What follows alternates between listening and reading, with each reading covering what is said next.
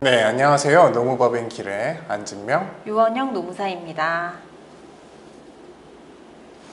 네, 유노무사님, 최근 부당해고 사건 하신 것 중에 네. 조금 기억에 남는 사건이 있을까요? 네, 있습니다. 최근에 한 사업장에서 근로자가 저성과자라는 이유로 해고한 사건이 있었는데요. 사실 저성과자로 보기에는 조금 어려운 부분이 많았는데 부당해고 구제 신청을 한 결과 부당해고 판정을 받았습니다. 네, 그럼 오늘은 저성과자임을 이유로 한 해고가 정당한 해고에 해당하는지 한번 살펴보도록 하겠습니다. 우선 유노무사님, 네. 해고의 종류에 대해서 안내해 주실 수 있을까요? 해고는 크게 세 가지로 나눠볼 수 있는데요. 첫 번째로 정리해고, 두 번째로 징계해고, 세 번째로 통상해고가 있습니다. 첫 번째 정리해고는 많이 들어보셨을 텐데요. 기업의 경영상 이유로 이제 근로자들을 대량으로 감원하는 것을 말합니다. 두 번째 징계해고는 근로자에게 기책 사유가 있어서 해고하는 것을 말하고요. 세 번째 통상해고는 이제 근로자의 일신상의 사유로 인해서 해고하는 것을 말합니다. 네, 말씀해주신 해고 중에 정리해고랑 징계해고는 귀에 좀 익숙한 해고라서 잘 알겠습니다. 그런데 통상해고는 조금 이해가 잘 되지가 않는 것 같습니다. 그래서 방금 설명해주신 근로자의 일신상의 사유, 이게 뭔지 혹시 설명해 주실 수 있을까요? 네, 근로를 제공할 수 없는 근로자의 개인적인 문제를 말하는 건데요. 예를 들어서 형사사건으로 유죄 판결을 받는 경우를 들 수 있고, 아니면은 질병으로 인해서 근로를 제공하기 어려운 경우를 말할 수도 있고, 아니면은 업무 능력 미달인 경우를 예를 들 수 있겠습니다. 네, 그러면 업무 능력 미달로 인한 해고는 통상해고에 해당하겠네요. 언제나 그렇지는 않습니다. 왜냐하면은 회사에서 이제 업무 능력 미달을 징계 사유로 규정해 놓은 경우에는 징계 절차를 거쳐서 징계 해고를 할 수도 있습니다.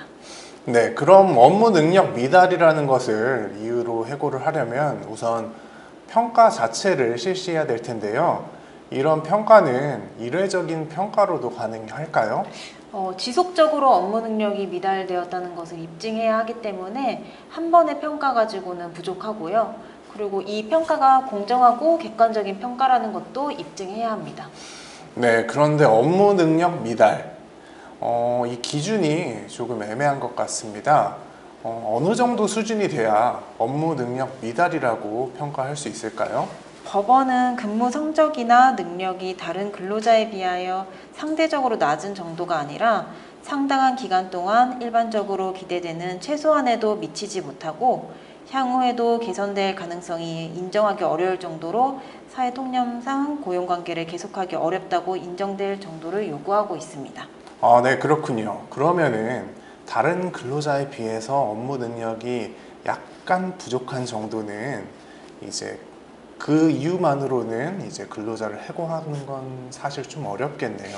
네, 맞습니다. 근로자의 지위, 업무 내용, 성과의 정도, 부진한 기간, 개선 기회를 부여하였는지, 근로자의 태도 등 여러 가지를 종합적으로 판단하여야 합니다. 한편 단순 저성과자는 이제 징계 사유에는 해당될 수 있으나 징계 양정으로 봤을 때 해고는 조금 과도한 측면이 있습니다.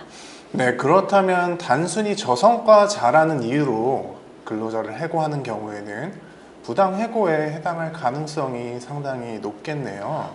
네, 맞습니다. 그래서 회사는 이제 근로자를 채용하려고 할 때 회사랑 잘 맞을지, 그리고 이 업무랑 잘 맞을지 철저하게 검증을 거쳐서 채용하는 것을 추천드리고요. 그리고 일단 채용된 이후에는 업무 능력 미달을 이유로 해고하는 것은 굉장히 어렵기 때문에 이 점 유념하셔야 할 것입니다. 네, 근로자가 저성과자임을 이유로 해고를 당했다면 노동위원회에서 부당 해고 구제 신청을 통해서 다툴 수 있다는 점도 알아두시면 좋을 것 같습니다. 자, 그럼 여기까지 오늘 저성과자임을 이유로 한 해고가 정당한 해고인지에 대해서 알아보았고요. 지금까지 안진명 노무사 유원영 노무사였습니다. 감사합니다. 감사합니다.